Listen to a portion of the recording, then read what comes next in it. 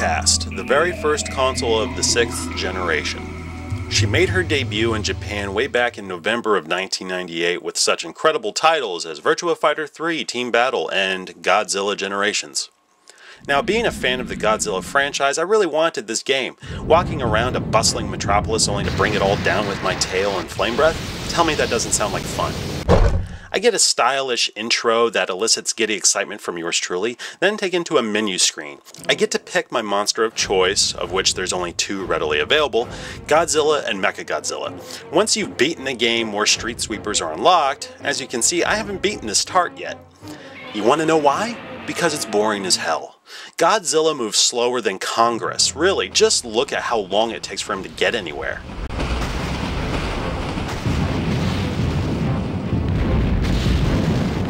The match is timed, so you'd hope this fucker would be fleet of foot.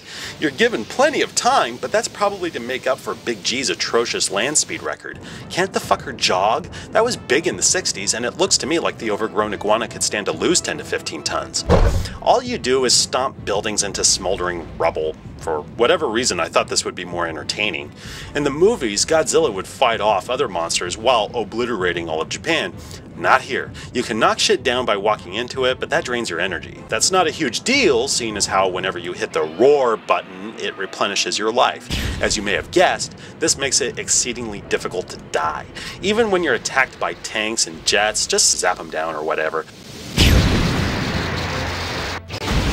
Okay, let us talk about Godzilla's attacks. You can vaporize the landscape with your flame breath, bring it down with your tail, or, well, that's about it. Not much else you can do. Hitting stuff with your tail is both cumbersome and tedious. You don't hit very much. Great attack. You're better off tapping down so that GZ will do a 180-degree turn and wipe out everything in its path. I gotta say, I love how the trees explode. Michael Bay would be giggling like a little bitch in a schoolyard right about now. The flame breath is kinda cool, though its range is limited.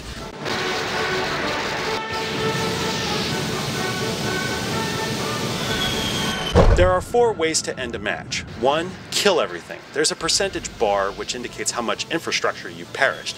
Get 100% and you win.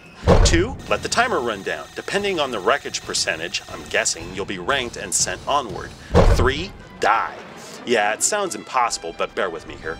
4. Out of bounds. If you try to leave the area, you're given a few seconds to get your multi-megaton ass back in line. If you don't, game over. Oh, what a pity.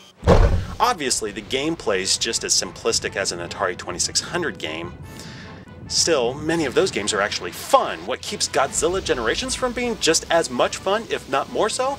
How about the camera? This isn't just fancy editing on my part between multiple viewpoints. The camera's permanently locked in this cinema mode.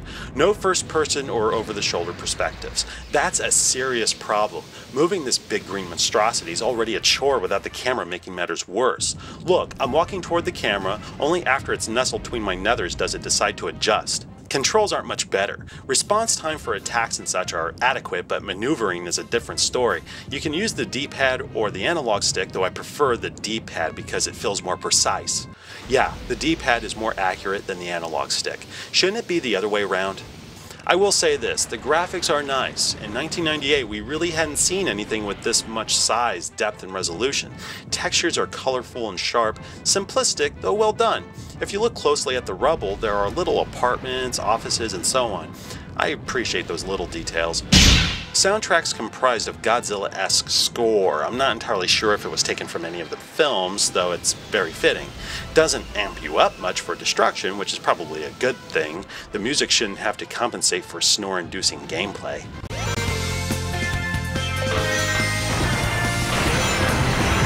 This just goes to show how spoiled us Americans were on September 9th, 1999. We got several titles, including Sonic Adventure. What did Japan get?